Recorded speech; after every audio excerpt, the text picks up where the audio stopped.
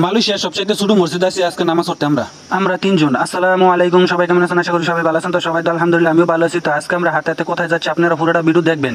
আজকে দিনটা হলো শনিবার, আর শনিবারে আমাদের কাম মানে 4-5 ঘন্টা কাজ করে তারপর রুমে খাওয়া দাওয়া করে এখন আমরা মাগরিবের নামাজ পড়ার জন্য উদ্দেশ্য রওনা দিয়ে দিলাম মালয়েশিয়ার সবচাইতে ফার উপরে ছোট মসজিদে।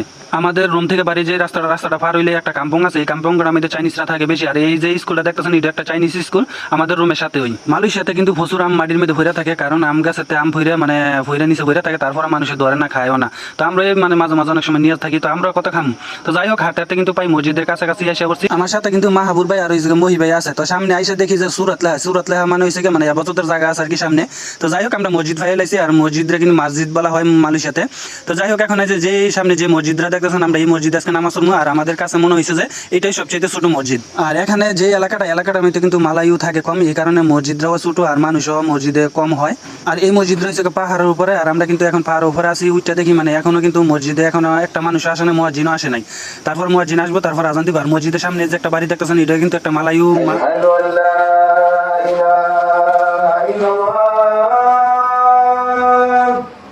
আর মুয়াজ্জিন আইসে ওই মানে তাড়াহুড়া করে মসজিদের ভিতরে ঢুকে তারপর আজান দেওয়া শুরু করছে। কারণ 1 মিনিট আগে আইসে, এই কারণে তাড়াহুড়া করে দরজা খুলে তারপর আজান দেওয়া শুরু করে দিছে।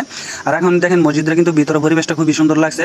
আর সবচাইতে দুঃখের বিষয় হয়েছে কি, মসজিদে কিন্তু মালাইও মানুষ ছিল 4 জন, আর আমরা বাংলা ছিলাম 3 জন। মোট 7 জনে মাগরিবের নামাজ পড়লাম। ফরজ নামাজ পড়ে এখন বৈশা তারপর মোনাজাতটা ধরে সুন্নতরা পড়ে তারপর আমরা নামাজ শেষ করে বাড়িয়ে গেলাম মসজিদ থেকে। আর মসজিদ থেকে বাড়িয়ে দেখি মানে রাইটিং গুলো যে এত সুন্দর লাগে, পাহাড় অঞ্চল আঁকা বাঁকা রাস্তাগুলো। তারপর যাই হোক, হঠাৎ করে সামনে দেখলাম একটা বিড়ালে দেখা পাইলাম, আর বিড়ালটা দেখে মানে এত ভালো লাগছে। তারপর মই ভাই একটু আদর করে দিল। তারপর আমরা দেখেন আমরা যে কাম্পংটা বর্তমানে আছি, এটা কিন্তু সম্পূর্ণ চাইনিজরা থাকে। আর এই যে এখন যে স্কুলে দেখাইছিলাম কিছুক্ষণ আগে, আর এখন দেখেন রাইটিংয়ে কত সুন্দর দেখা যায়। তারপর যাই হোক, এখন আমরা হাঁটাতে রুমের উদ্দেশ্যে রওনা দিয়ে দিলাম। আজকের ভিডিওটা এই পর্যন্ত। সবাই ভালো থাকবেন, সুস্থ থাকবেন, দেখা হবে পরবর্তী ভিডিওতে।